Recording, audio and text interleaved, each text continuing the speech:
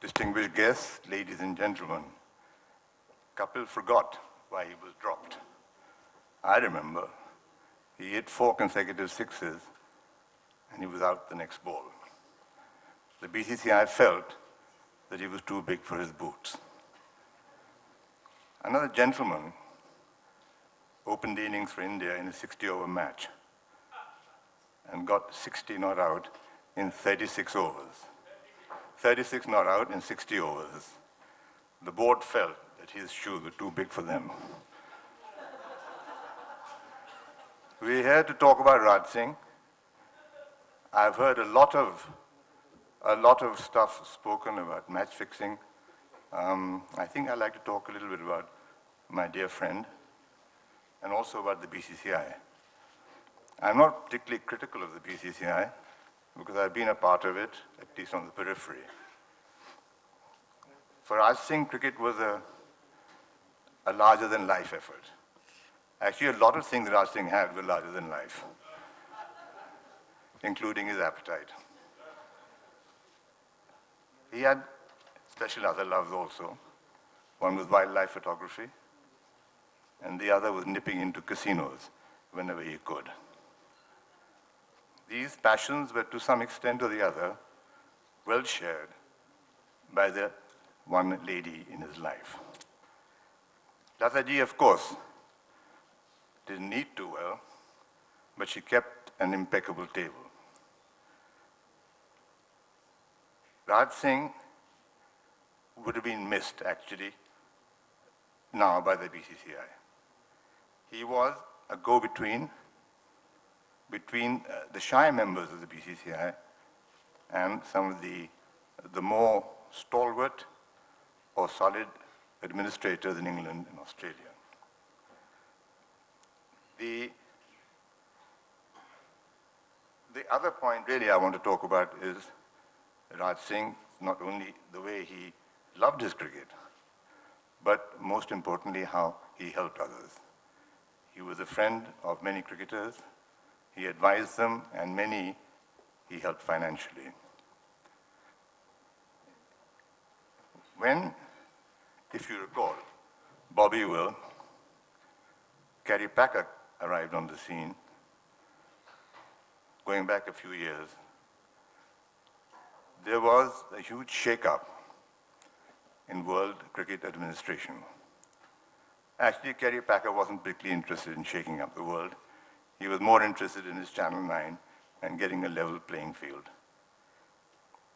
But at that time, India and Indian cricket earned a huge amount of goodwill and gratitude.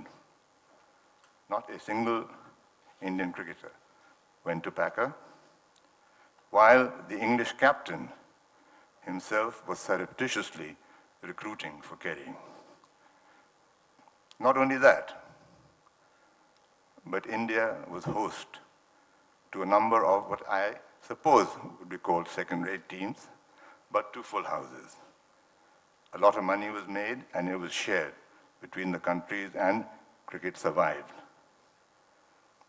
Whether that goodwill still continues with the BCCI, I'm not quite sure. Today, the BCCI is facing a crisis. It has got involved in the complexities and the complications of IPL and the debris left behind by Mr. Lalit Modi. The world is watching how well it can climb out of this mess. The other point that I want to make, discussed here, about match fixing and the kind of danger and the kind of threat that this poses to Indian cricket and world cricket. A few days ago or a few weeks ago, some Pakistani players quite blissfully and allegedly, I must say, were caught spot fixing. Well, that was fine. That is Pakistan. That's the ICC. But everybody said that the money emanated from India. Well, that is an accusation which hurts, but it rings true. especially for those of us who live in this country and have been reading about the scams that have taken place in the last few days, the last few weeks, it's quite possible to believe the kind of money that is generated illegally in this country. In my paper day before yesterday, a bookie was nabbed by the police. The paper said that 500 crore was its turnover, and it continued to say that there were many like him. The ICC has in place various rules and regulations regarding corruption. But what can it do about India? What can the BCCI do? People have mentioned that it's the players' responsibility. The players can be misled easily. Many senior policemen have told me that the laws of illegal gambling are so vague and so weak in this country that they really can't do very much about it. Now, the BCCI itself, you will know, has several central cabinet ministers. It has leaders in the opposition. It can certainly lobby for more stringent laws.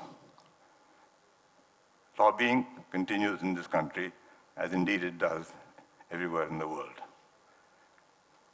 So is the BCCI stepping forward?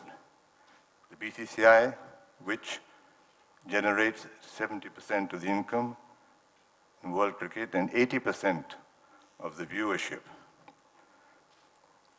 does it also give any leadership to world cricket? The ICC may well be the voice of cricket.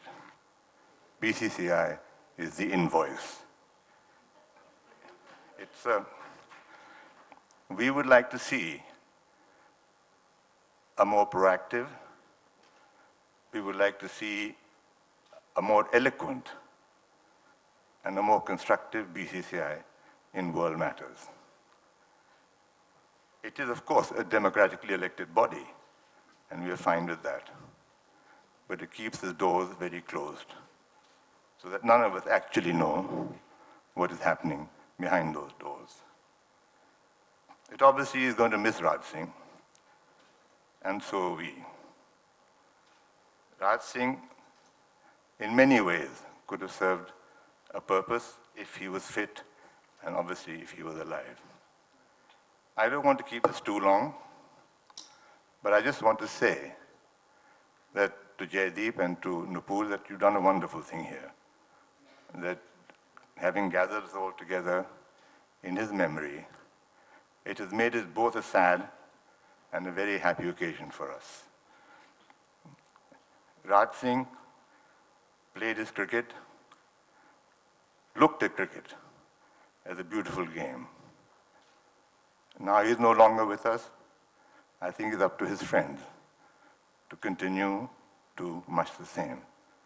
Raj would have played his cricket, as indeed he did, fairly, justly, and with a pinch of humor. In his days and at times, he was captain of Rajasthan, captain of Central Zone, the inaugural president of the NAC, president of the CCI, president of BCCI. Not much that he wasn't. We shall miss him, and we look forward very much to talking about him in our memories and again amongst our friends. Thank you.